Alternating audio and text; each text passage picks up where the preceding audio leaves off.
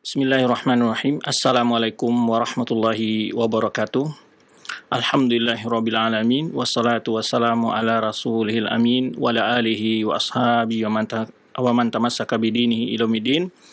Pemirsa dan pendengar rahmati Allah Subhanahu wa taala, segala puji dan syukur kepada Allah Subhanahu wa taala. Kita senantiasa diberikan taufik dan kemudahan oleh Allah Subhanahu wa taala untuk melanjutkan pembahasan kita tentang faedah-faedah dari sejarah Islam.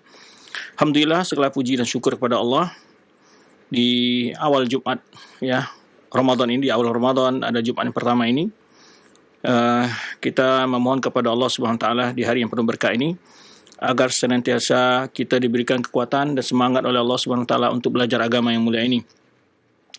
Karena dengan bertambahnya ilmu kita akan banyak mengetahui berbagai persoalan-persoalan yang berkaitan dengan kehidupan kita, dan kita menjalankannya dan menempuhnya sesuai dengan tuntunan agama kita. Ini yang sangat penting bagi kita, di mana hendaknya setiap langkah kita didasari atas ilmu dalam beribadah kepada Allah, dan bagi keyakinan hendaknya dilandasi oleh ilmu, dan kita selamat dari berbagai bentuk kesalahpahaman ataupun penyimpangan-penyimpangan yang dilahirkan karena kurangnya ilmu ataupun karena banyaknya hal-hal yang luput dari ilmu kita, menyebabkan kita bertindak, berbuat, atau berfaham sesuatu yang di luar kebenaran. Tak lupa pula di hari yang penuh berkah ini, kita memperbanyak ungkapan salawat salam buat Nabi kita Muhammad SAW. Semua kita senantiasa dibimbing Allah SWT untuk istiqamah dalam mengamalkan dan menjalankan sunnah beliau, serta menyebarkannya dan mengajarkan kepada yang lain. Pemirsa dan pendengar rahmati Allah SWT, sesuai dengan metode kita dalam pembahasan kita faedah-faedah secara Islam ini adalah di mana kita di saat membahas berbagai sejarah yang berkenaan dengan perjalanan dakwah Islam dari masa ke masa, yang mana kita masih membahas dalam masa Kekhalifahan Bani Abbasiyah, yang pada pelajaran lalu kita sampai pada masa yaitu Khalifah Al-Abbasiyah Al-Qaim bi Amrillah, di mana Khalifah Al-Qaim bi Amrillah ini juga cukup lama memerintah, sehingga di masa beliau banyak sekali ulama-ulama besar yang wafat. Maka kita ingin mengenal sekilas tentang sejarah mereka, perjuangan mereka, serta warisan mereka secara ilmu untuk umat, warisan mereka yang mereka tulis dari ilmu agama, dari penjelasan agama. Maka selainnya kita mengenal mereka sekilas dan bagaimana perjuangan mereka serta apa yang mereka wariskan untuk umat, agar kita menjadikan ilmu-ilmu yang telah mereka wariskan untuk dapat kita pelajari dan kita pedomani di dalam menjalankan agama yang mulia ini. Baiklah pemirsa pendengar rahmati Allah SWT, di dalam masa pemerintahan Al-Qaim bi Amrillah ini, itu banyak sekali ulama besar yang wafat di sini. Seperti yang telah kita bahas pada pekan yang lalu, yaitu tentang Abu Utsman As-Sabuni yang memiliki kitab yaitu Aqidatus Salaf wal Hadis. Kemudian juga termasuk di antara yang wafat di masa pemerintahan beliau adalah juga Ibnu Battal yang pensyarah Sahih Bukhari. Kemudian juga kita termasuk Abu Thaib At-Tabari, seorang ulama Syafi'iyah. Kemudian Imam Al-Mawardi Asy-Syafi'i, Imam Al-Baihaqi, kemudian Ibnu Hazm Al-Zahiri, kemudian di antaranya adalah Ibnu Abil Bar Al-Maliki. Nah, sering juga kita dengar, kalau yang lain-lainnya mungkin sudah sering terdengar-dengar tapi Ibnu Abil Bar ini mungkin jarang-jarang bagaimana biografi kehidupan beliau dan apa saja karya ilmiah beliau yang beliau wariskan untuk umat. Walaupun beliau secara madhab adalah madhab Maliki, di mana daerah Andalus, karena beliau tinggal di Andalus, kebanyakan bermadhab Malikiyah, atau daerah Afrikiyah atau daerah Afrika, termasuk Maroko, kemudian Algeria atau Jazair, kemudian juga Tunisia, dan beberapa daerah-daerah Islam yang terletak di benua Afrika. Itu kebanyakan mereka berafiliasi kepada madhab Imam Malik secara madhab fikih dalam ijtihad fikih mereka. Kita akan mulai dari membahas tentang biografi beliau, nama beliau, kemudian perkembangan beliau dalam menuntut ilmu, guru-guru beliau, murid beliau dan karya-karya beliau. Kemudian juga wafat dan pujian ulama, wafatnya beliau dan juga pujian ulama terhadap beliau. Nama beliau adalah yaitu disebut dengan Yusuf bin Abdullah bin Muhammad bin Asim An-Namari, ya, wa kunyatu Abu Umar. Ini dikenal oleh Ibnu Abdul Bar, ya. Kemudian jadi beliau namanya juga disebut adalah Yusuf bin Abdullah, ya, Ibnu Abdul Bar, ya. Yusuf bin Abdul Bar, ya, bin Muhammad bin Abdul Bar bin Asim An-Namari. Di sini jelaskan bahwa beliau adalah bahwa orang tua beliau Abi Umar, ya, orang tua beliau adalah di antara tokoh-tokoh agama yang hidup di Andalus. Ya, kita ketahui bahwa di masa kekuasaan Bani Abbasiyah ini ada juga kekuasaan yang masih tersisa dari kekuasaan Bani Abbasiyah, Umayyah di Andalus. Jadi beliau hidup di kota Andalus di bawah kekuasaan Bani Umayyah, bukan di bawah kekuasaan Abbasiyah yang ada di Baghdad. Nah, ini perlu kita ketahui. Baik. Kemudian bahwa disebutkan bahwa orang tua beliau, ya, Abu Muhammad Abdullah bin Muhammad min ahli ilmi, di antara ulama besar juga, ya, min fuqaha Qurtubah, ya, Cordova, kalau bahasa kita Cordova, ya, kota Cordova itu di Andalusia, ya. Kemudian sini disebutkan nisbah beliau An-Namari ini adalah bi fath nun wa mim, ya, nisbah kepada An-Namir Ibni Qasid bi fath nun wa kasr mim, ya, Qasid An-Namir, tapi nisbahnya An-Namari, ya. Wa inna ma tuftahu mim fi nisbati khasa. Jadi di nisbahnya kepada An-Namir, tapi di dalam Namari dalam nisbahnya dan tempat penisbahnya adalah Namir bin Qasid. Yaitu satu kabilah yang besar yang masyhur di daerah Andalus atau Cordoba. Baik, Ibnu Abdul Bar lahir di kota Cordova, ya, bahasa kita kota Cordoba atau Cordova, yaitu pada tahun 368 Hijriah. 368 Hijriah, ya, dan kemudian ada juga menyebutkan tahun yang lainnya, tapi Imam Zahabi menyebutkan bahwa yang disebutkan oleh salah seorang penulis terjemah beliau Jazwah dalam kitab Sahibul Jazwah, itu beliau lahir itu 362 Hijriah. Tapi yang sahih adalah yaitu 368 Hijriah. Yaitu yang diriwayatkan teman Ibnu Abdul Bar berkata, aku mendengar Ibnu Abdul Bar maksudnya adalah ulitu yaumal jum'ah wal imam yakhtub. Jadi beliau mengatakan aku dilahirkan pada hari Jumat saat imam berkhutbah salat Jumat. Li khamsin baqina min Rabiul Akhir. Jadi sekitar beliau lahir 25 Rabiul Akhir tahun, yaitu samanin wa sittina wa salasumiyah, yaitu 368 Hijriah. Jadi ini tahun kelahiran beliau, yaitu pada tahun 368 Hijriah. Kemudian bagaimana perkembangan beliau menuntut ilmu? Ya. Tahun kelahiran atau tahun wafat para ulama itu sangat menjadi hal yang pokok juga di dalam biografi para ulama, ya, untuk diketahui. Kenapa? Untuk mengetahui tentang kesikohan beliau dan guru-guru beliau dan juga murid-muridnya. Ini penting sekali bagi ulama-ulama yang melakukan penelitian terhadap rawi hadis. Nah, ini sangat berpengaruh, ya. Nah, dari sana bisa dicek apakah dia berjumpa dengan gurunya, bagaimana dia berjumpa dengan gurunya.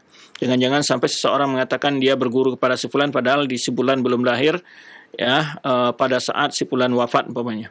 Maka oleh sebab itu di antara ilmu yang penting juga di dalam ilmu hadis atau dalam ilmu Islam adalah disebut ilmu tarajum, mengenal biografi para ulama. Baik, kemudian beliau nasya'a Ibnu Abdul Bar fi baldatin Qurtubah. Jadi beliau besar di kota Cordova. Itu dalam keluarga yang memiliki ilmu dan keluarga yang soleh. Ya, karena orang tua beliau tadi Abdullah bin Muhammad di antara para ulama yang ada di kota Cordova tersebut. Ya, di antara ahli agama yang hidup di kota Cordova, dan kana abidan mustahid, mutahajidan, dan beliau seorang ulama yang abid, ahli ibadah, orang berilmu, wada adabin, orang yang memiliki akhlak yang mulia, ada adabin, dan juga pakar dalam bahasa, wa balagatin, dan beliau memiliki rasailun wa syi'run, ya. Kemudian tidak diragukan bahwa pengaruh pendidikan orang tua beliau sangat memberikan bekas ke dalam diri beliau, ya, dalam bimbingannya beliau, ya, dalam menuntut ilmu, ya, sehingga beliau tumbuh dalam keluarga yang baik, kemudian juga dalam perkembangan yang juga dalam usianya remaja beliau juga terbina dengan baik dalam keluarga beliau, ya.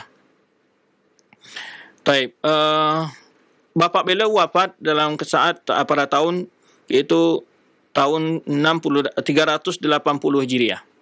Jadi beliau tadi lahir 368, tahun 380 Hijriah itu orang tua beliau wafat. Ya. Dan walam yakun Abil Bar qad sami mawalidi syai'an. Jadi belum dia meriwayatkan apa-apa dari orang tuanya, hadis maksudnya. Karena saat orang tuanya wafat dia berumur 12 tahun. Ya. Wa in Abil Bar innama talaba al-ilm ba'da 90 wa 300. Jadi beliau baru mulai melalang buana menuntut ilmu, yaitu pada tahun 390 Hijriah, setelah tahun 390 Hijriah. Itu 10 tahun setelah orang tua beliau wafat. Sebagaimana yang dijelaskan Imam Zahabi di dalam Syiar A'lam An-Nubala. Kemudian waqad kana li wujudi Ibnu Abdul Bar fi Qurtuba faqat fi bidayati hayatihi. Jadi beliau di awal-awal menuntut ilmu di kota Cordova tersebut.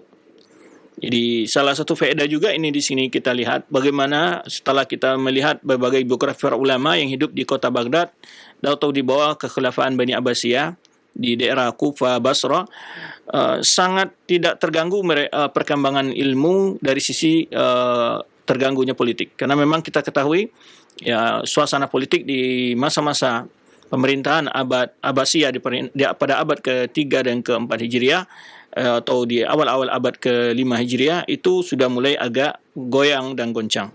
Tetapi satu keistimewaan yaitu lahirnya ulama-ulama besar yang mereka tidak terpengaruh dengan kondisi tidak begitu terpengaruh dengan kondisi politik saat itu. Baik.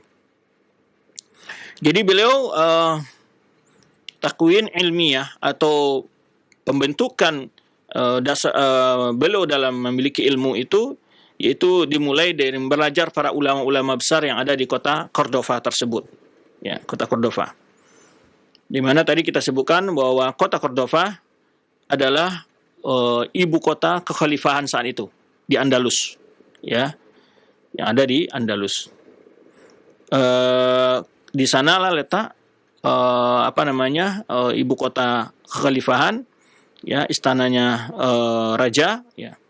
Kemudian juga Andalus menjadi kota ilmu dan hadarah. Kita ketahui sangat masyhur di dalam sejarah dunia maupun di sejarah Islam, ya, kota Andalus adalah merupakan kota yang sangat maju dari segi perkembangan ilmu, sehingga sangat terkenal sekali berbagai ulama-ulama yang lahir di masa kekuasaan Bani Abbasiyah kekuasaan Bani Umayyah yang ada di Andalus.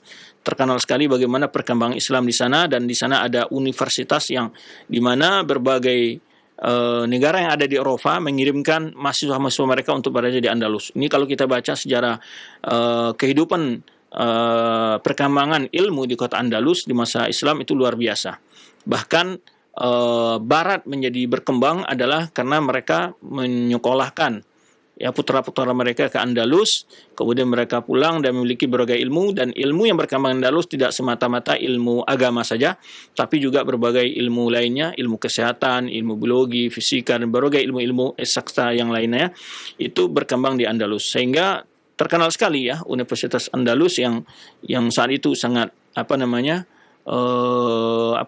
populer gitu, ya, di kalangan dunia saat itu, sehingga tidak sedikit negara-negara Eropa mengirim putra-putri mereka untuk belajar ke Andalus. Kemudian setelah itu barulah Eropa mengenal berbagai perkembangan ilmu, dan di situ disebut dengan kebangkitan Eropa, tidak terlepas dari pengaruh dari perkembangan atau hasil pengaruh daripada kota Andalus atau negeri Andalus saat itu.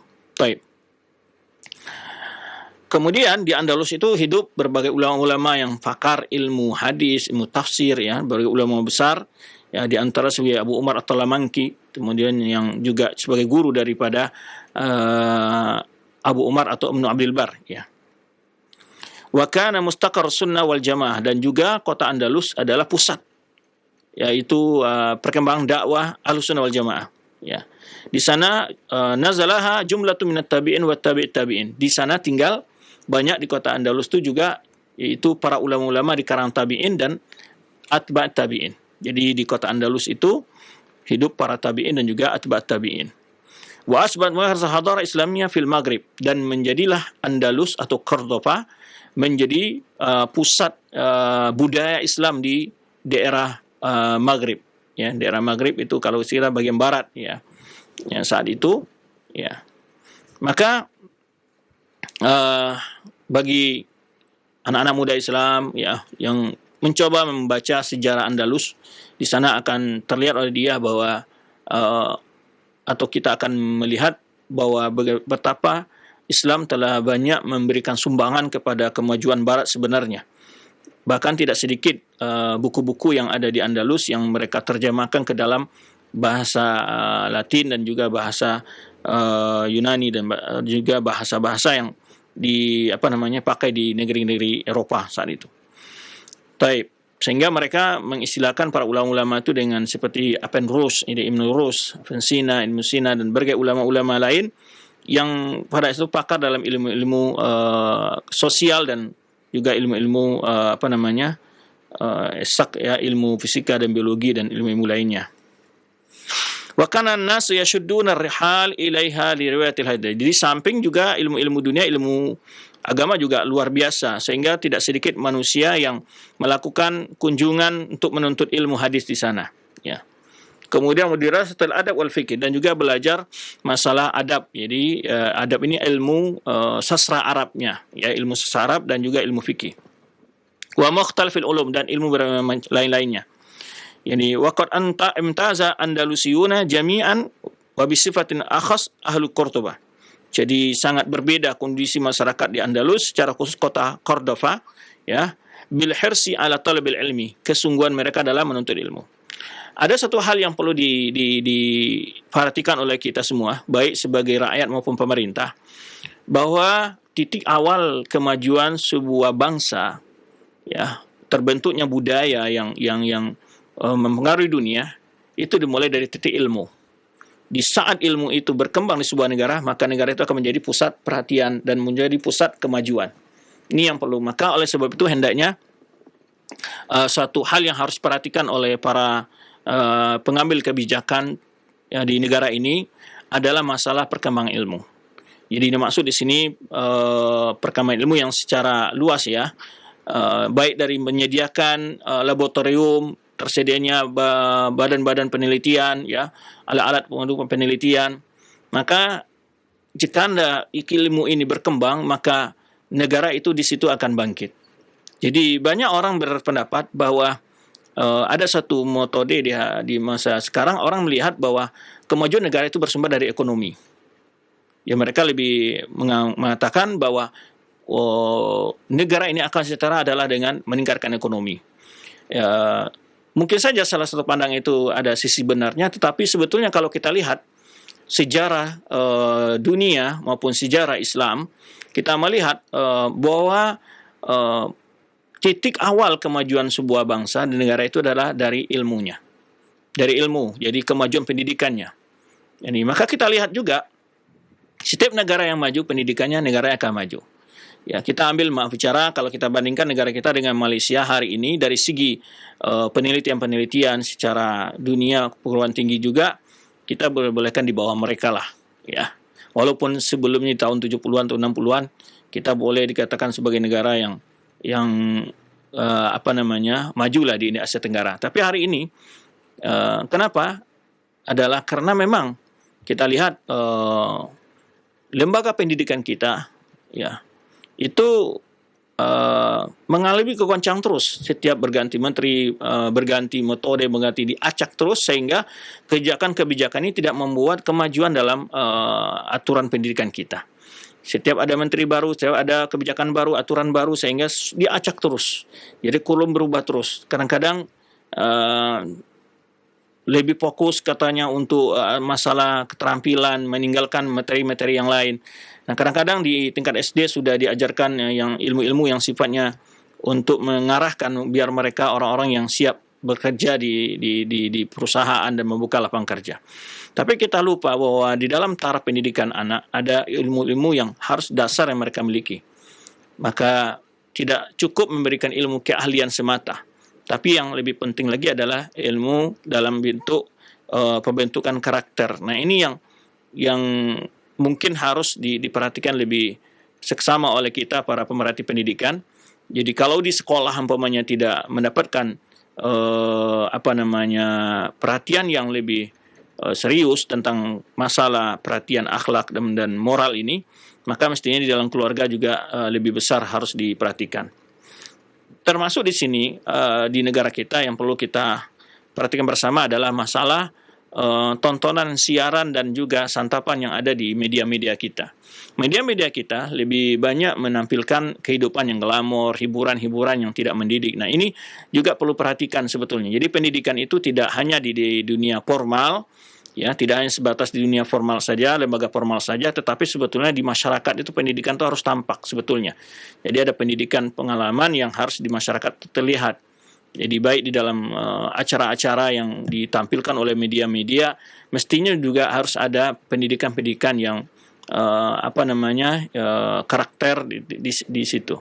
Bukan sekedar isinya adalah hiburan belaka yang tidak memberikan tauladan yang terbaik. Sehingga yang ada sekarang ketika pendidikan di media-media yang banyak, karena remaja dan generasi muda kita lebih banyak fokus ke media, mereka yang ada dalam pikiran mereka adalah bagaimana melihat contoh teladan yang mereka lihat dari berbagai sinetron, film yang mereka tonton adalah kehidupan yang mewah, yang glamor, dan jauh dari kehidupan kesederhanaan. Padahal sebetulnya di antara karakter yang harus dibentuk itu adalah kehidupan kesederhanaan di dalam masyarakat kita. Sehingga jauh mereka dari sikap tamak, sikap untuk berlebih-lebihan dalam kehidupan. Ya. Nah, sehari ini baik para yang dalam tanda kutip dari berbagai hiburan-hiburan yang ada, panutan-panutan dari yang mereka lihat, itu adalah orang-orang yang berpura-pura dengan berpoya-poya dengan harta dan segala macam. Nah, otak seperti ini akan memotivasi banyak orang untuk mencari harta sebanyak-banyaknya, tapi dengan cara-cara yang mungkin tidak dihalalkan.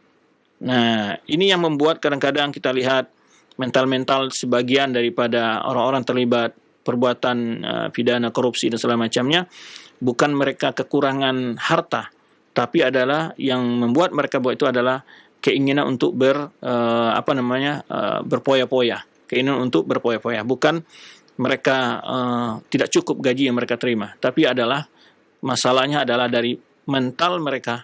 Ya, bahkan di dalam kondisi pandemi pun mereka mengambilkan kesempatan untuk berbuat pidana korupsi tersebut. Ini sebetulnya mental yang parah. Jadi rusaknya sebuah negara bukan karena kurangnya ahli ilmu yang sifatnya teknokratnya dan semacamnya, tetapi yang masalah adalah mental daripada orang-orang yang memiliki peranan di dalam berbagai kepentingan masyarakat itu.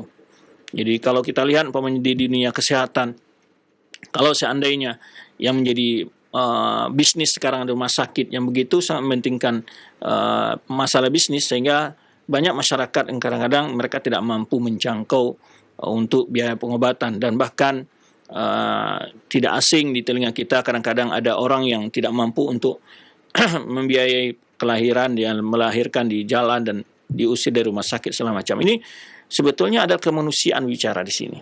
Nah, inilah bahwa tingkat kemajuan ilmu akan mempengaruhi daripada kemajuan sebuah bangsa. Jadi akan selamat dari khurafat, akan selamat dari takhayul, akan selamat daripada sifat-sifat yang itu membodohi masyarakat. Tapi kadang-kadang kita dapati dari masyarakat kita yang sudah level tingkatnya bukan orang biasa, tapi juga masih senang takhayul, masih senang kedukun, masih senang untuk paranormal dan segala macam.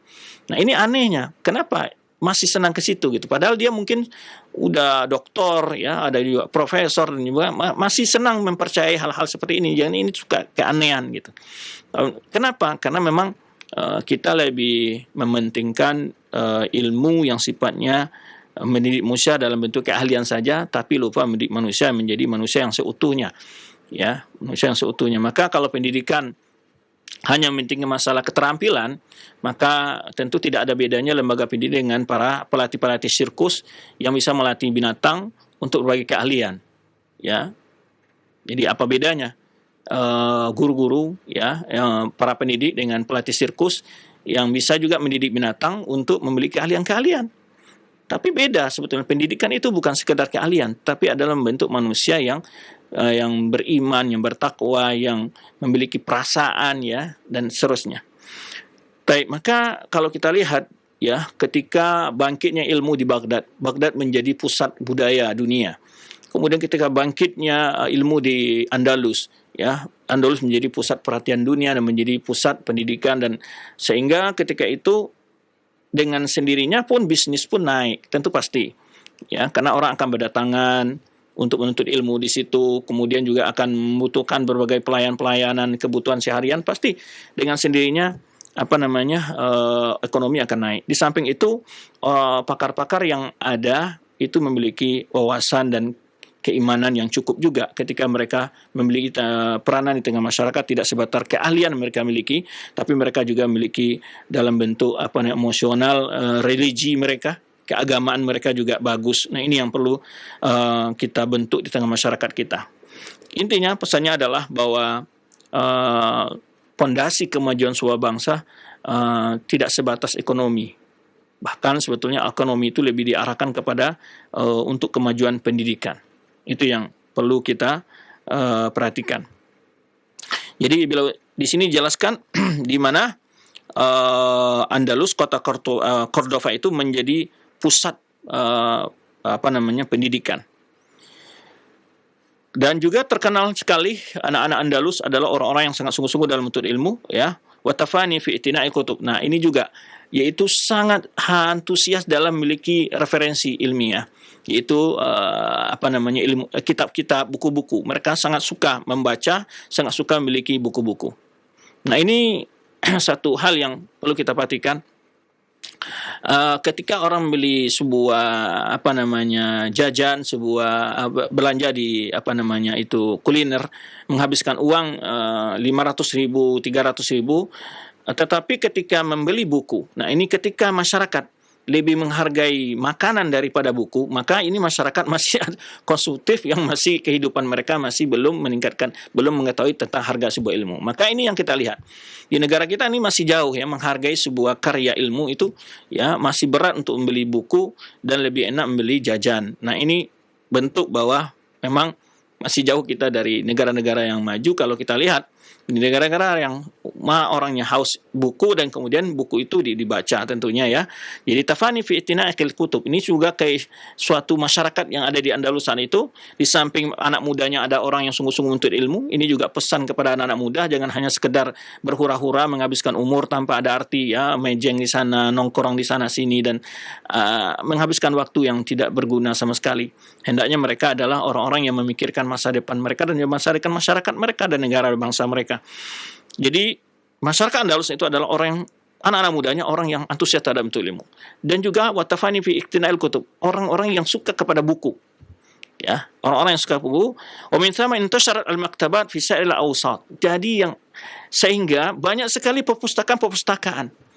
Nah, kalau kita bicara juga sedikit, ya, untuk kebangkitan bangsa kita, mana yang lebih ramai kira-kira bioskop daripada perpustakaan? Nah, ini juga perlu kita pertanyakan. Mana yang lebih ramai kira-kira menonton bola daripada perpustakaan? Ini motivasi ini hendaknya harus dihidupkan. bagaimana ilmu itu hidup di negara kita ini, dan sehingga mereka tidak lagi menjadi bisa dibohongi oleh tokoh-tokoh yang biasa memberikan statement-statement yang tidak tepat dengan sesuai fakta ilmiah, ya kan? Nah, ini yang masalah. Kenapa masih banyak menyebar hoax, menyebar kebohongan, menyebar fitnah, adu domba semacam? Karena masyarakat kita adalah orang yang mudah menerima informasi tanpa cross check. Nah, kalau dia punya ilmu, dia dapat mengolah, dia dapat memfilter berita-berita yang ada, omongan siapapun yang mengatakan. Jadi mereka tidak fanatik lagi kepada personal tertentu, ya. Sehingga dia punya ilmu dia. Karena ilmu ini membuka mata orang, tidak taklid dia, tidak ta'assub dia. Nah, ini yang penting sebetulnya. Jadi di sifat-sifat masyarakat Andalus di masanya Ibnu Abil Bar ini adalah orang yang antusias memiliki buku. Ini juga perlu bagi kita sentilan sebetulnya, bagi kita semua sebetulnya. Ya, kadang-kadang kita untuk membeli buku doa harian saja berat, ya, menunggu hadiah dari orang lain. Untuk membeli tata cara pelaksanaan sholat juga kita berat gitu, harga 50.000 itu menjadi berat bagi kita. Tapi sekaligus untuk beli kuliner sekali 50.000 dan tidak mikir untuk gaya dan model, kita tidak mikir. Tetapi untuk ilmu yang isinya mempenuhi otak kita itu sangat berat. Nah, ini perlu semua menjadi peringatan bagi kita ini. Jadi sebetulnya, maka kita lihat, jadi ketika kita membaca sebuah sejarah, bagaimana kemajuan itu naik, nah itu bukan sekedar kita baca, tapi kita mengambil pelajaran di situ.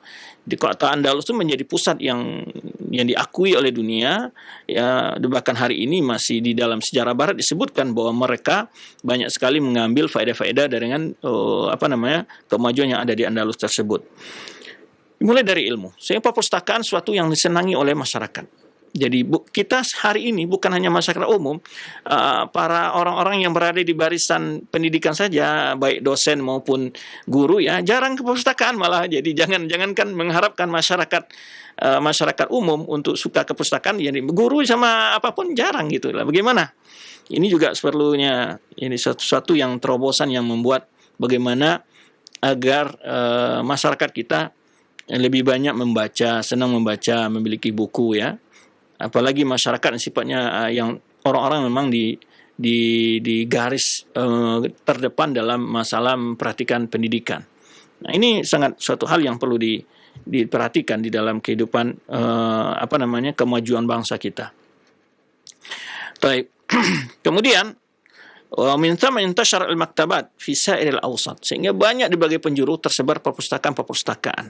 Nah, wa fi hadzal ufuq al-ilmi az-zaki syabba wa nasha'a Ibnu Abil Bar, dalam kondisi yang begitu sangat suasana keilmuan yang begitu indah ini, yang begitu semarak begini. Nah, Ibnu Abil Bar adalah orang yang hidup di masa itu. Ya, sehingga dia, ya, tafaqqaha wa akhadha an katsir min fatahil al-ulama wa fuhul sunnah, sehingga dia mengambil ilmu, ya, dari berbagai ulama-ulama besar, ya, dan juga ilmu-ilmu sunnah. Jadi wa kataba baina aydihim, dan dia menjadi orang-orang yang belajar di tengah-tengah mereka, wa lazamahum, ya, artinya mengikuti kajian-kajian mereka, pelajaran-pelajaran mereka, wada'aba fi talabil ilmi, dan punya sehingga dia melangkah menuntut ilmu, siyamal fiqhul hadis, terutama adalah ilmu fikih dan hadis. Faqad tafanna fihi wa bari'a bara'atan faqa fiha man taqaddama min rijal Andalus, sehingga jadi beliau orang yang pakar dalam ilmu hadis dan ilmu fikih, dan mengalahkan orang-orang yang seusia, yang orang-orang yang lebih dahulu, tua di masa beliau itu, ya, lebih mendahului kemampuan, yaitu keilmuan beliau dari orang-orang lain di saat itu. Baik. Beliau tidak hanya belajar dengan ulama Cordoba semata, tapi juga belajar kepada ulama-ulama yang datang ke Cordoba untuk belajar kepada ulama juga. Samping itu juga beliau juga berpindah ke kota-kota yang ada di sekitar Andalus, yang di situ ditempati para ulama-ulama. Baik. Sami'a min akabir ahli hadis di Cordoba wa ghairiha. Beliau mempelajari hadis, memiliki sanad para ulama-ulama hadis yang ada di kota Cordoba. Wa minal ghuraba al-qadimin ilaiha, dan juga termasuk ulama-ulama yang datang berkunjung ke Cordoba tentunya untuk mengambil ilmu juga, di samping mereka juga mengajar di sana. Baik.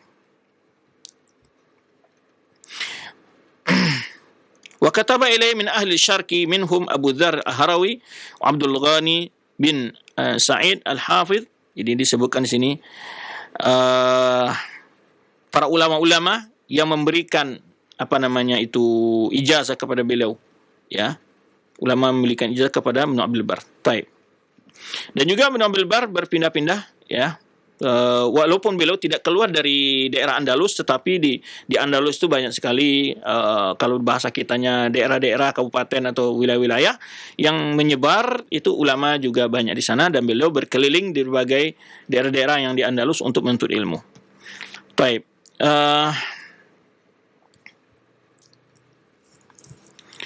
Dan juga disebutkan di mana rihlah beliau ini yang terjadi di sekitar daerah Andalus itu adalah ghariba wa syarqiyya itrariyya. Jadi ada karena kondisi politik kadang-kadang membuat beliau harus berpindah-pindah. Ya, maka beliau tidak menetap dalam satu tempat saja. Ya. Karena juga di Andalus terjadi kadang-kadang perebutan kekuasaan, ya, terutama di kota Cordova. Ya, ketika terjadi gejolak-gejolak suasana politik yang gaduh, maka beliau keluar dari kota Cordova dan mencari tempat-tempat lain untuk menuntut ilmu dan juga untuk berdakwah. Taib. Itu sedikit, ya, kasratu ulumihi, dan beliau adalah ulama-ulama yang di antara ulama yang begitu dalam ilmunya, yang begitu tinggi ilmunya.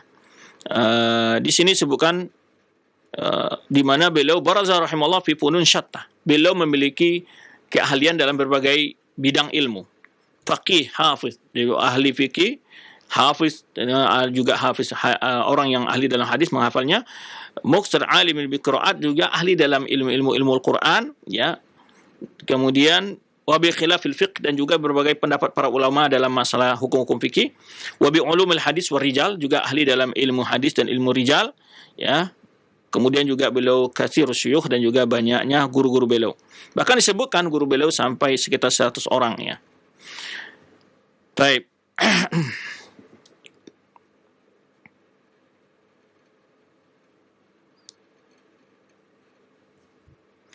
Wa kana rahimahullah fi awal zamani zahiril madhab. Dan di awal beliau terpengaruh dengan madhab Ibnu Hazm, itu madhab az-Zahiri. Summa sara malikiyan, kemudian beliau masuk ke mazhab Maliki, ma'amailun katsir ila fiqh Syafi'i, dengan kecondongan yang banyak kepada fikih Syafi'i. Beliau bermazhab Maliki tapi lebih banyak condong kepada fikih Asy-Syafi'i. Baik.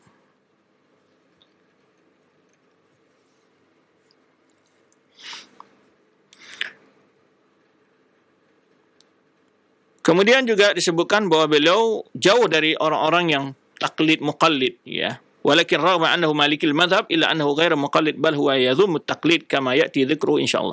Di mana beliau walaupun beliau bermadhab Maliki, beliau jauh dari sifat-sifat taklid, ya. Bahkan beliau mendiskusikan banyak pendapat-pendapat ulama Malikiyah dan beberapa masalah, ya, dan beliau di sana mengikuti dalil, ya, tidak beliau fanatik dan ta'assub buta atau taklid buta kepada pendapat ulama-ulama Malikiyah, tapi beliau juga adalah orang yang menimbang pendapat-pendapat tersebut sesuai dengan dalil. Baik. Kemudian beliau juga pernah menjadi qadhi, ya, berapa lama di Andalus. Kemudian setelah itu guru beliau ini banyak, di antaranya disebutkan di 10 orang di sini, di antaranya adalah Abu Umar Talamangki. Ini adalah seorang ulama yang masyhur, ulama sunnah. Ya, di sini disebutkan bahwa guru beliau mencapai 100 orang di sini, ya, aksar min mi'ati syaikhin, lebih dari 100 orang, ya. Kemudian juga murid-murid beliau, ya, begitu banyak, ya, kita tidak sebutkan di satu persatu di sini. Murid-murid beliau juga banyak. Di antaranya guru beliau tadi Ahmad bin Muhammad bin Abdullah At-Talamangki, Al-Muqri, yukanna Abu Umar Talamangki. Ini Abu Umar Talamangki sangat terkenal dalam pembicaraan para ulama-ulama yang dalam fikih maupun dalam hadis. Taib. Kemudian itu di antara guru beliau, di sini banyak sebutkannya. Di antara guru beliau Abdullah bin Muhammad bin Yusuf bin Nasr Al-Azdi, yu'rabi ibni Fardi, ya, yukanna Abul Walid, min ahli Qurtubah, di ahli Cordova, ya, dan juga beliau menerima dari ulama-ulama lain yang begitu banyak. Kita lewatkan, lanjut kepada murid-murid beliau.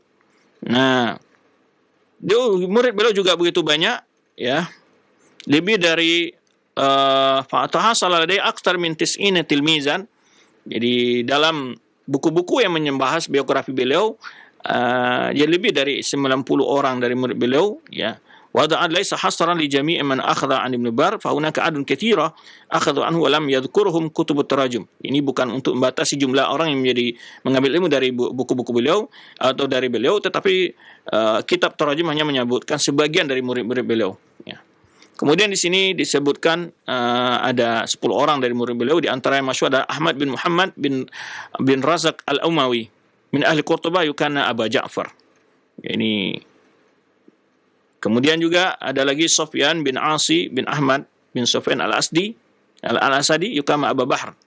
Faqihun rawiyah, ulama yang ahli dalam fikih, juga seorang ahli dalam hadis.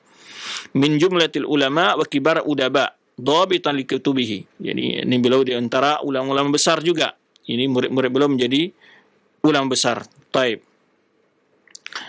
Berikut kita ingin melihat karangan beliau yang beliau punya karangan yang begitu banyak. Yang terpopuler itu ada 4. Yang terpopuler itu ada 4, yaitu ini kan kita bahas saja. Di sini ada sekitar, disebutkan dalam biografi beliau ada sekitar 39 karangan beliau, 39 judul, ya.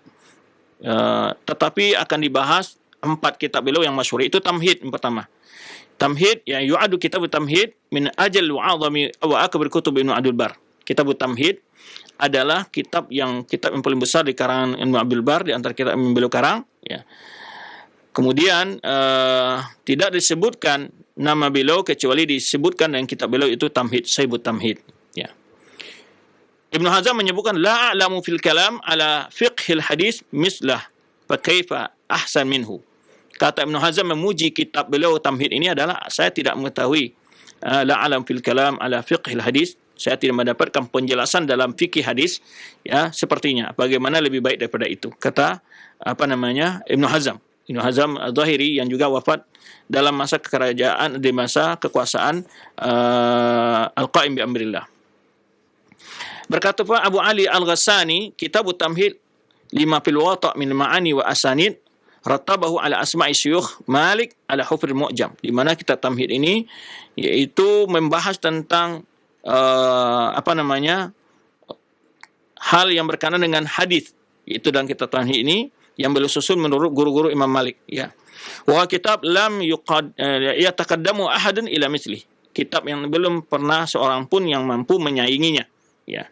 Dan itu sekitar 70 juz'an, ada sekitar 70 juz, ya, 10 jilid, 70 jilid, ya.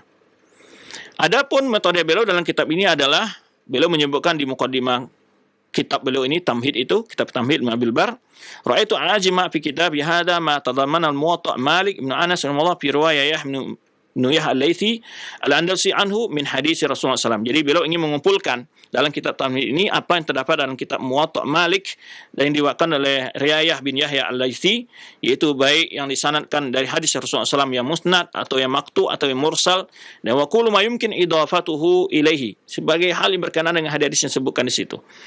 Kemudian ya, beliau sebutkan setelah itu riwayat dari para sahabat, para tabi'in, ya.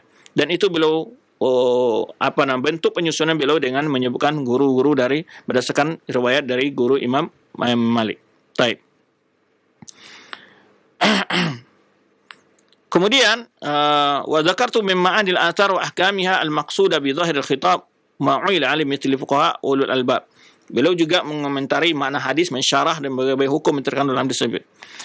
Kemudian ini cukup panjang penjelasannya tentang kitab beliau Tamhid ini. Itu kitab yang sangat besar sekali.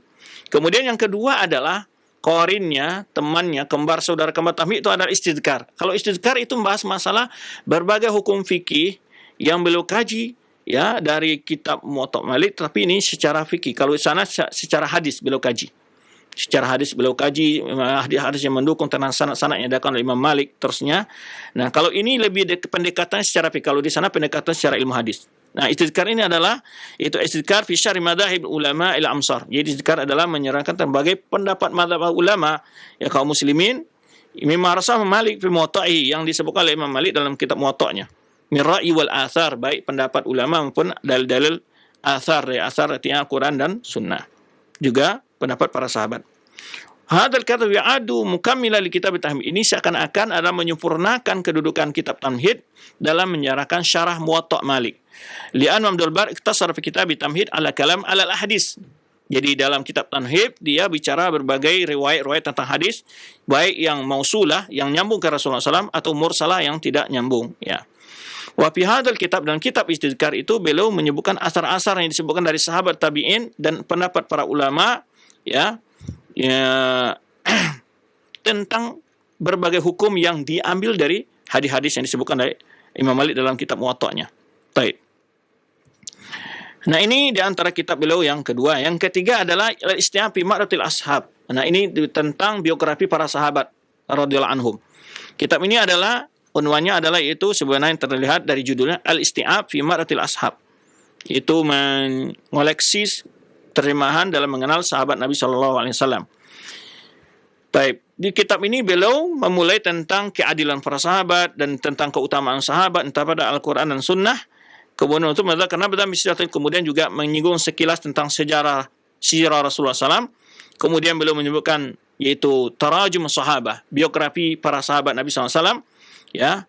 Dan beliau menghitung nama, ya, yuhsi asma, mencoba ingin menyebutkan segala menulis, ya, biografi para sahabat-sahabat, ya, dengan mengumpulkan dari apa yang ditulis para ulama sebelum beliau, ya, yaitu sekitar 3.500 sahabat yang ada biografi dalam kitab beliau Al-Isti'ab fi Ma'rifatil Ashab. Al-Isti'ab fi Ma'rifatil Ashab itu di sana ada biografi sekitar 3.500 orang, ya, dari sahabat Nabi SAW. Baik. Dan kitab ini dianggap yaitu masdar raisi, ya, yaitu masdar yang pokok, ya, primer di dalam masalah ini. Litardakumi wa manhaji al-mutamayyiz, karena kitab ini adalah kitab yang mutaqaddim, artinya yang lebih dahulu dikarang para ulama, yang terdahulu dikarang dalam masalah ilmu ini, dan juga memiliki keistimewaan, ya, ma yamhasu riwayat wa yanquduha wa yuhaqqiq katsiran min al-qadaya muta'alliqah bi sahabi tarjamah, dan beliau menyebutkan berbagai peristiwa-peristiwa yang berkenaan dengan sahabat. Tetapi sebagian ulama memberikan catatan karena beliau juga menyebutkan peristiwa-peristiwa perselisihan yang ada di antara sahabat. Maka ulama memberikan catatan tentang hal ini karena di antara akidah Ahlussunnah wal Jamaah adalah meninggalkan bicara tentang hal-hal yang ada perbedaan-perbedaan di antara sahabat dalam bentuk perselisihan. Tapi beliau di dalam masalah ini dijelaskan oleh para ulama yang lain bahwa beliau ingin menunjukkan kebenaran dalam suatu persoalan. Karena dalam masalah cerita-cerita ini, dalam kitab-kitab Syiah umumnya itu banyak dihiperbola dan dilebih-lebihkan. Sehingga beliau ingin mengkanter pandangan-pandangan yang menyudutkan para sahabat dalam masalah itu. Nah, itu. Jadi, ulama Abdul Bar arada min dzikri li ba'd ma hadatha baina sahabat. Tujuan Abdul Bar menyebutkan berbagai peristiwa yang ada antara sahabat, ya, untuk membantah terhadap ayarda ala mubtadi'a alladziina yastaghiluna ba'd tawaqif, yaitu untuk membantah para ahli-ahli bid'ah yang menggunakan kejadian-kejadian itu untuk mengambil kesempatan menjatuhkan kehormatan para sahabat, atau mereka fairifuna, atau melencengkan, merubah-rubah, atau yazidu, menambah-nambah, ya, atau membuat tafsiran-tafsiran, ya, yang sesuai dengan keinginan para pelaku ahli bid'ah tersebut. Nah, maka Ibnu Abbar ingin menunjukkan peristiwa yang sebenarnya dalam itu, wa yaqtu' al-sinatal mughridina bi bayan as-shawab fi hadhil mawaqif. Ingin menutup mulut orang-orang yang mengatakan hal-hal yang tidak pantas kepada sahabat dalam persoalan tersebut. Nah, ini di antara bahasan kitab beliau Al-Isti'ab fi Ma'rifatil Ashab. Yang kedua adalah kitab yang juga tak kalah penting juga bagi para penuntut ilmu, ada Jami' Bayan Ilmi wa Fadlih. Jami' Bayan Ilmi, yaitu kitab yang mengumpulkan berbagai hadis-hadis tentang masalah ilmu dan keutamaannya. Ya, wa ma yanbaghi fi riwayatihi wa hamlihi, dan adab-adablah para penuntut ilmu, ya. Kitab ini adalah yu'adu bihaqqi faridan fi babi, merupakan kitab satu-satu dalam pembahasan yang dalam masalah ini. Wa yanbaghi li talibi ilmin mutala'atuhu, ya, hendaklah setiap Penuntut ilmu jangan pernah luput untuk membaca kitab ini karena dia sangat mencakup berbagai bahasan-bahasan yang rinci tentang persoalan-persoalan penting dalam agama di sini. Baik, wa qad fihi an fadlatil ilmi. Dalam kitab ini Ibnu Abdul Bar membahas masalah keutamaan ilmu, ada adab orang berilmu, ada orang menuntut ilmu, ya. Kemudian juga dibahas tentang ini adalah ancaman bagi orang menuntut ilmu karena bukan niat karena Allah. Kemudian juga beliau berbicara tentang pentingnya antara pentingnya hubungan antara amal dan ilmu, dan kemudian juga wa anal ilm la yanbaghi wa la yanfa'u idza lam yushibul amal, bahwa ilmu tidak ada gunanya apabila tidak diikuti oleh amal. Dan juga beliau bicara tentang zuhud pada dunia, ya, dan kemudian juga tentang hukum anil qaul bil ra'yi, pandangan yang tidak berdasarkan pada dalil, wa anil akhdh bil qiyas, dan bagaimana mengambil hukum-hukum dengan cara beranalogikan, wa rada al mukhalif fi dzalika, dan juga beliau membantah pandangan-pandangan orang menyelisih kebenaran dalam masalah ini. Baik. Dan juga beliau atal kalam anit taqlid wa dhammi, juga panjang lebar beliau membahas masalah hukum taklid, ya. Ini kemudian terakhir dari kitab beliau Jami' Bayan Ilmi wa Fadlihi ini, beliau menutup dengan bil hasi ala luzum sunnah, yaitu mendorong agar orang selalu berpegang teguh dengan sunnah Rasulullah SAW, wa bayan makanatus sunnah minal kitab, dan menunjukkan bagaimana penting kedudukan sunnah dengan Al-Quran, ya, wa ingkar ala ahli ahwa, dan juga beliau membantah pandangan-pandangan para ahli bid'ah yang menyelisihi pandangan ulama salaf dalam mengamalkan sunnah. Baik. Ini 4 dari karya beliau yang terkenal, yang populer sekali, ya, yang yaitu pertama adalah kitab At-Tamhid, yang kedua Istidkar, yang ketiga adalah kitab Al-Isti'ab fi Ma'rifatil Ashab, yang keempat adalah kitab Jami' Bayan Ilmi wa Fadlih. Nah, itu di antara karya-karya beliau. Kemudian beliau wafat, ya, Ibnu Abdul Bar ini adalah pada tahun 463 Hijriah. 463 Hijriah, dan beliau lahir 368 Hijriah, yaitu dengan umur 95 tahun. Para ulama-ulama menyebutkan walaupun umur beliau 95 tahun, hafalan beliau dan kecerdasan beliau tidak pernah menurun. Hafalan dan kecerdasan beliau tidak pernah menurun. Tidak istilah pikun, tidak ada pada, ya, belum pikun beliau. Dan walaupun umur beliau adalah 95 tahun. Baik. Ini di antara sejarah Ibnu Abdul Bar yang dapat kita bahas pada kesempatan ini, ya. Dan tidak sedikit ulama memuji beliau, ini puja-puja ulama kepada beliau, ya, tentang ilmu beliau, kesungguhan beliau dalam menyebarkan ilmu, ya.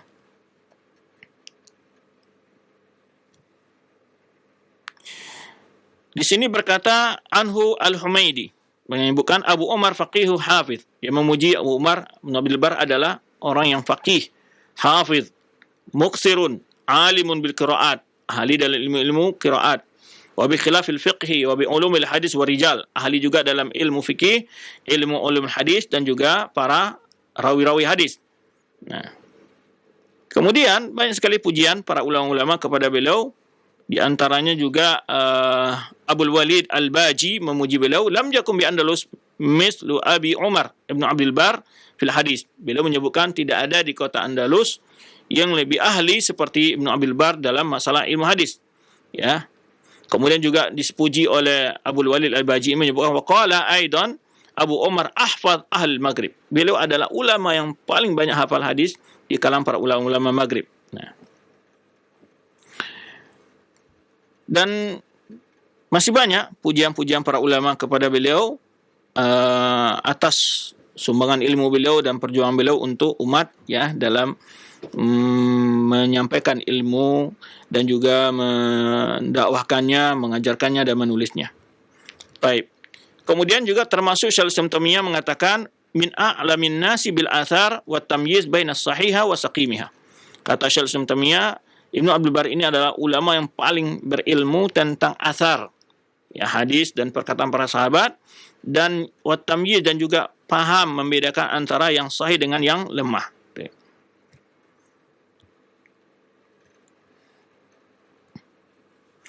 Kemudian juga beliau adalah Imam Sunnah fi zamani. Ya, Ibnu Qayyim menyebutkan bahwa beliau adalah tokoh Ahlussunnah di zamannya.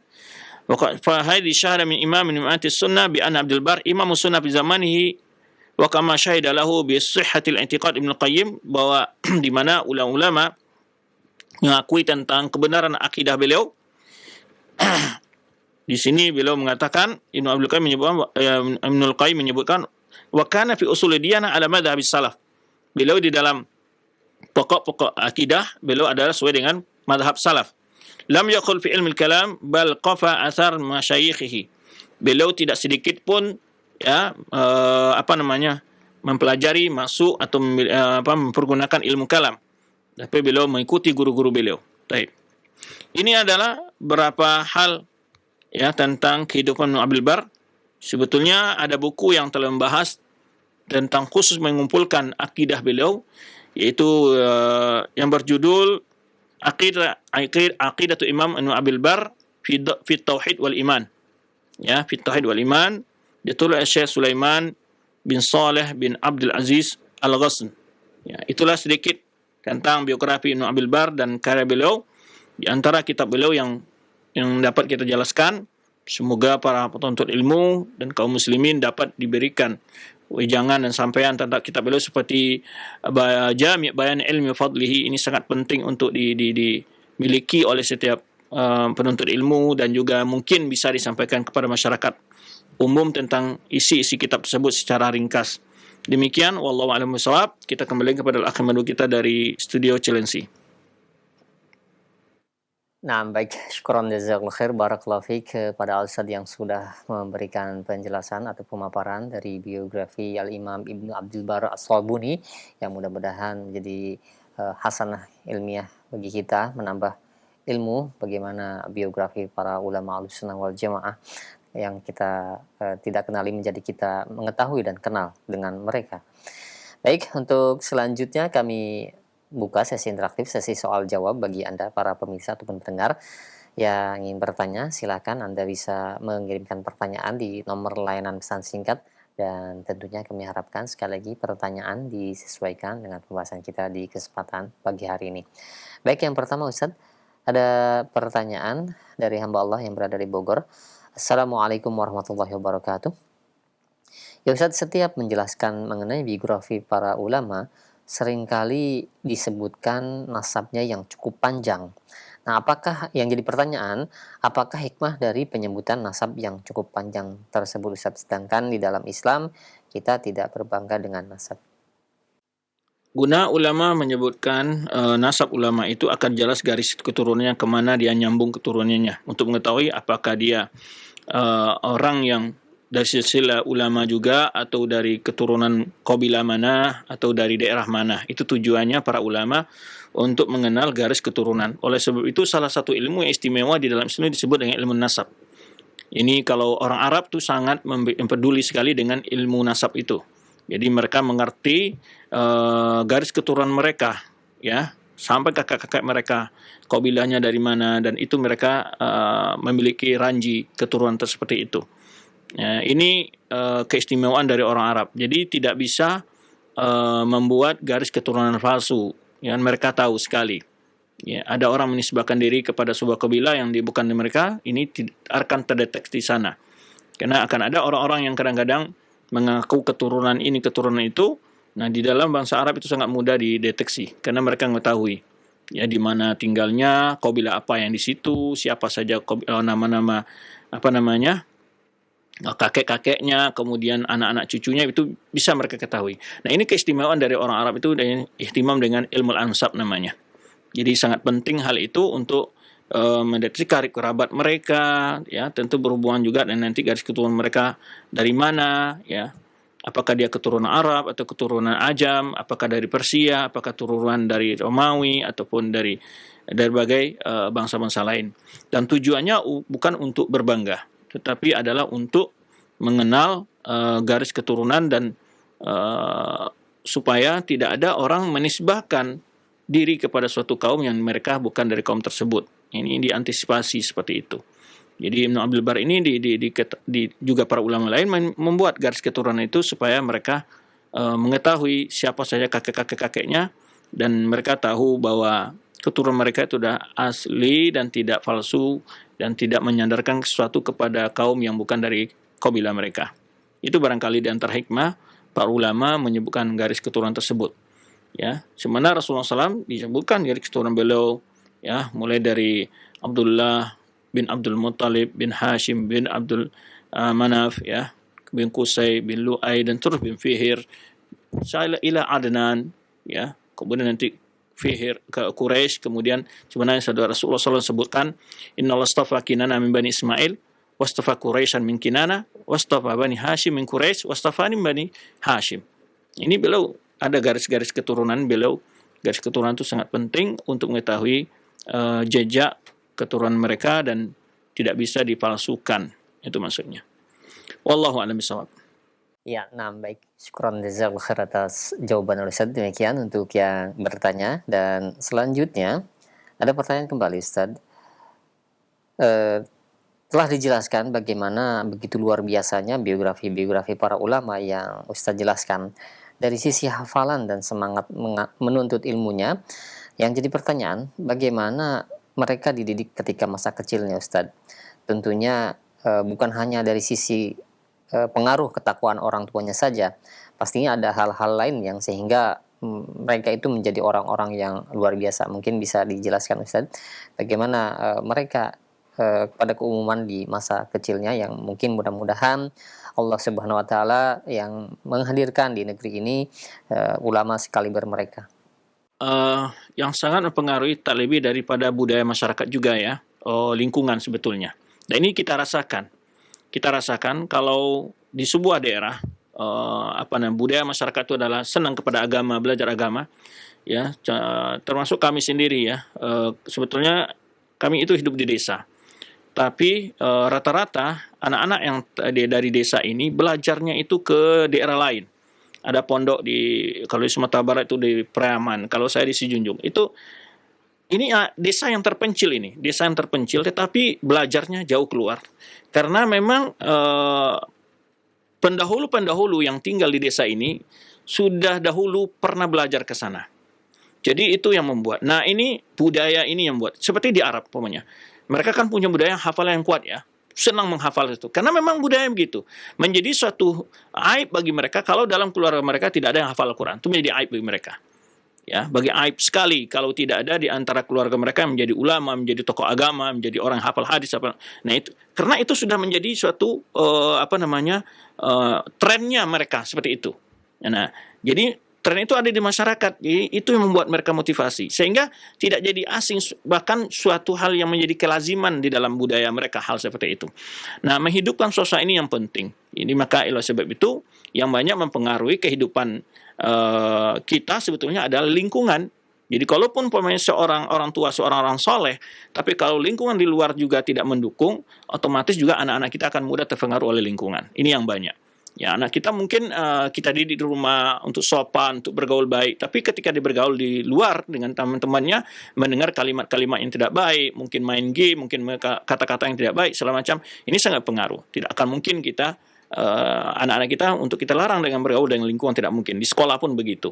Maka sebetulnya yang tercipta ini adalah masalah lingkungan. Jadi memang ngetrennya di masa-masa mereka itu yaitu menuntut ilmu kemana-mana, menghafal ayat, menghafal hadis, segala macam. Nah, sampai hari ini di daerah-daerah seperti daerah Sangkiti, ya, Britania, daerah daerah Sangkiti, ya bahasanya, itu Mauritania ini itu rata-rata anak-anak yang 10 tahun ke bawah itu nggak ada yang dah hafal Quran. Dan juga orang-orang Mauritania ini rata-rata ada ahli bahasa. Jadi dua hal ini tuh sangat menonjol mereka. Sangat menonjol, menghafal mutun-mutun ilmiah, Alfiyah Ibnu Malik, itu sudah hal yang biasa bagi mereka gitu masalahnya. Nah, ini karena sudah terbentuk itu dari kebudayaan suasana masyarakatnya. Ini yang sangat mempengaruhi sebetulnya. Maka suasana itu memotivasi. Ya, setiap keluarga sudah suatu kelaziman begitu saja. Kalau anak sudah umur demikian, mereka sudah belajar di masjid, menghafal, ya, sudah tahu kegiatan itu memang sudah ada sebelum mereka, dan itu mereka ikutin terus gitu. Jadi budaya mereka pertahankan, tidak tergeser dengan budaya-budaya yang menjauhkan mereka dari budaya mereka yang baik tersebut. Makanya Kalau kita pergi daerah Mauritania itu atau Sangkiti, itu mereka hidupnya sederhana sekali, ya sangat bagaimana gitu ya. Tetapi eh, ilmu mereka dalam masalah hafalan Al-Quran dan bahasa ya, Arab itu bahasa mereka luar biasa. Ya, itu karena memang sudah terbentuk dalam suasana seperti itu. Nah, lingkungan yang membuat mereka juga membantu seperti itu. Di samping dari keluarga juga tentu, ya, dimotivasi juga. Jadi di kedukungan inilah mendukung kedua sisi ini. Ada keluarga dan juga lingkungan sudah menjadi suatu hal yang familiar di masyarakat seperti itu. Ya, umur-umur orang kalau umpamanya mas tamat tamat SD, SMP, SMA itu mereka adalah mainnya bukan di taman-taman, ya, tapi main mereka adalah di masjid. Jadi kalau kita waktu masih belajar di sana itu sudah anak kita masih sudah umur 5 tahun itu udah diantar ke diantar ke tahfiz atau tempat menghafal Al-Qur'an. Itu udah begitu aja biasa saja tinggalan. Itu sudah begitu udah merupakan suatu budaya bagi masyarakat dan kita ikut dengan kondisi seperti itu. Jadi itu yang membentuk sangat penting sebetulnya. Nah, sementara kalau di sebagian daerah kita melihat ya yang budayanya anak habis pulang sekolah keluyuran kemana-mana ya dan tidak teratur waktunya. Nah ini yang betul perlu kita benahi sebetulnya, membentuk lingkungan yang baik ini kewajiban kita bersama menyelamatkan generasi kita dari pengaruh-pengaruh yang akan merusak mental mereka dan karakter mereka. Dan juga apalagi akidah mereka. Demikian, wallahu a'lam bishawab. Syukran jazakallahu khair atas jawaban Ustaz. Demikian dan selanjutnya kami ajukan kembali pertanyaan di layanan pesan singkat. Nah, Ustaz ada pertanyaan, ada ulama-ulama yang luar biasa kealimannya di masanya, namun tidak masyhur dalam artian tidak banyak dikenal oleh kebanyakan manusia. Apakah mereka pada masanya itu tidak banyak yang mengambil ilmu kepadanya ataukah mereka yang tidak ulama yang luar biasa tersebut yang tidak masyhur tidak membuat banyak tulisan di masanya sehingga tidak dikenal oleh banyak keumuman manusia, Ustaz? Ya, di antaranya bisa demikian, di antara penyebabnya ya. Sebetulnya umpamanya di antara yang disebutkan para ulama, kenapa 4 mazhab yang masyhur? Abu Hanifah, Imam Malik, Imam Syafi'i, dan Imam Ahmad. Padahal selevel banyak yang lebih berilmu dari mereka berempat. Ya, Sufyan Ats-Tsauri, Sufyan Uyainah, dan banyak sekali ulama-ulama yang luar biasa. Az-Zuhri, ya, kemudian Al-Auza'i, banyak sekali ulama-ulama besar yang luar biasa. Yang membuat ilmu mereka ini tersebar di antara yang disebutkan para ulama adalah murid-murid mereka. Nah, oleh sebab itu salah satu ulama pernah mengatakan ya kehadiran murid di majelis kita itu sebetulnya kemuliaan bagi seorang guru juga. Jadi bagaimana seorang guru juga memuliakan muridnya. Tidak hanya murid yang berkewajiban memuliakan guru, tapi juga seorang guru hendaknya mencintai orang yang mau duduk di majelis dia. Karena dia dengan duduk di situ, di ilmunya akan dikembangkan, ilmunya akan dibawa.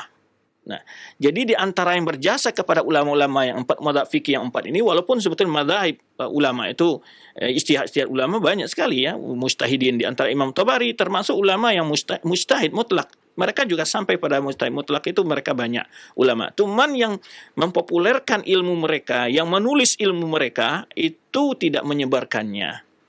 Nah, ini jadi Imam Abu Hanifah dia punya murid-murid yang mempopulerkan ilmu gurunya. Imam Malik mempopulerkan juga murid-muridnya mempopulerkan ilmunya. Kemudian juga Imam Syafi'i, demikian pula Imam Ahmad. Itu di antara yang anak temui dijelaskan para ulama kenapa yang masyhur itu 4 mazhab ini. Padahal banyak ulama yang jauh lebih berilmu dari mereka dan tidak menjadi suatu mazhab. Di antara disebutkan adalah pertama mungkin karya mereka, ya, tulisan mereka yang dapat diwarisi, kemudian juga murid-murid mereka yang aktif, ya, murid yang aktif yang menyebarkan ilmu gurunya. Nah, itu di antara yang disebutkan para ulama, ya. Padahal sebetulnya memang banyak sekali ulama-ulama, ya. Ya, kendalanya kadang-kadang mungkin mereka tidak menulis ilmunya, tetapi ilmunya itu ditulis oleh ulama lain. Ulama lain belajar kepada dia, ditulis oleh ulama lain. Ya, seperti dalam kitab-kitab ulama yang tulis, baik Ibnu Hibban, ini kan hadis-hadis ditulis dari guru-gurunya juga. Nah, tapi ditulis oleh orang lain. Walaupun beliau tidak tidak punya karya tersendiri, tapi ilmu beliau tersebar melalui karya-karya orang lain. Itu banyak juga seperti itu. Ya. Jadi penyebabnya memang diantaranya gitu, beliau tidak punya karya yang monumental atau punya, cuman tidak ditemukan. Karena memang dalam peristiwa terjadinya kehancuran kota Baghdad itu luar biasa, di mana perpustakaan Islam yang besar saat itu dibuang semuanya ke dalam sungai Tigris, ya, Efrat dan Tigris. Nah, ini kehilangan khazanah ilmiah yang cukup besar di dalam Islam saat itu. Nah, jadi di antara ulama yang tidak kenal itu bukan mereka tidak menulis, tapi karangan mereka itu hilang, tidak ditemukan. Ya, tidak ditemukan. Tetapi di antara ulama yang tidak menulis juga termasyhur karena ilmunya juga dinukil oleh para ulama lain dan ijtihadnya menjadi perhatian para ulama. Nah, ini di antara penyebab adanya yang ulama yang sangat terkenal, ada ulama yang tidak begitu terkenal padahal juga dia sebagai orang ulama yang besar umpamanya. Itu apa penyebabnya? Imam mereka memang karyanya tidak banyak ataupun karya mereka ada tapi belum ditemukan atau hilang, ya. Kemudian yang ketiga adalah karya mereka itu atau ilmu mereka ditulis oleh orang lain dalam karya mereka dengan cara dan melalui murid-muridnya. Tapi kita sebutkan kenapa banyak ulama yang masyhur dan terkenal, karena ilmunya menjadi rujukan banyak orang, ya. Walaupun ilmu yang beliau dapat itu dari guru-guru beliau lagi, tapi itu gurunya tidak terkenal. Nah, itu memang fadlullah yu'ti liman yasha, itulah intinya di situ juga. Ya, itulah keutamaan Allah yang Allah berikan kepada orang yang Allah kehendaki. Tentu banyak pengaruh sebetulnya, termasuk ikhlasnya seseorang tadi, tingkatan istihad seorang dalam berdakwah, dalam menyampaikan ilmu, dalam mengajar. Ada ulama ilmunya luar biasa, tapi dia tidak terlalu banyak memiliki murid, ya, tidak terlalu banyak memberikan ilmu. Nah, itu bisa saja, dan itu juga ada di zaman kita ini sekarang ini, ada juga sebagai ulama luar biasa ilmunya, tapi beliau lebih banyak kadang-kadang kajian beliau untuk kalangan terbatas saja, gitu, tidak punya majelis umum, gitu. Wallahu a'lam bishawab, itu yang dapat kita jawab. Baik, syukran jazakallahu khair atas jawaban Al-Ustaz demikian, dan kami mohon maaf yang sebesar-besarnya Ustaz untuk 4 pertanyaan tadi. Rupanya mencukupi waktu yang telah disediakan, dan kami mohon maaf tidak dapat melanjutkan di sesi soal jawab ini karena keterbatasan waktu yang ada. Mungkin ada kesimpulan yang dapat disampaikan untuk para pemerhati Roja sekalian. Nah, silakan Ustaz. Baik, terima kasih banyak untuk para ikhwan akhwat dan juga muslim muslimat yang telah bergabung pagi hari ini dalam kajian kita faedah-faedah dari sejarah Islam. Itu pada kesempatan ini kita membahas tentang sekilas biografi dari Imam Ibnu Abdul Bar, dari salah seorang ulama Malikiyah. Dan kita memang sengaja mengangkat berbagai ulama-ulama ini yang mungkin kadang-kadang kita dengar namanya belum mengetahui secara lebih agak mendetail tentang kepribadian mereka atau karya-karya mereka. Dan juga kita melihat bahwa ulama Ahlussunnah wal Jamaah itu tidak hanya mazhab tertentu. Ya, mazhab yang fikih yang 4 itu adalah mazhab Ahlussunnah semua. Jadi oleh sebab itu Ibnu Abdul Bar ini kalau kita lihat pandangan beliau dalam akidah itu salaf. Beliau beriman dengan istiwa, beriman dengan ulu, dan tidak punya takwil yang dipakai oleh ahlul kalam. Maka bisa dilihat dalam kitab beliau Jami' Bayan Ilmi wal Fadlihi dan Istidkar, dan juga kitab Tamhid beliau tadi yang telah kita bahas, akan terbukti di sana bahwa beliau adalah ulama penerus dari aqidatus salaf, ya, untuk kita munculkan, karena banyak orang mengaku bahwa ulama-ulama yang banyak itu dari kalangan ahlul kalam, sebetulnya tidak. Kalau kita bongkar, begitu banyak ulama ahlus sunnah yang terkenal, ya, cuman kita belum tahu. Nah, maka kita ada kesempatan-kesempatan untuk membahas, kita selipkan pembahasan tentang sekilas biografi mereka. Terima kasih banyak atas kebersamaan antum semua. Wallahu a'lam bishawab. Mohon maaf jika ada kekurangan dalam penyampaian materi ini. Subhanakallahumma bihamdika asyhadu an la ilaha illa anta astaghfiruka wa atubu ilaik. Wassalamualaikum warahmatullahi wabarakatuh.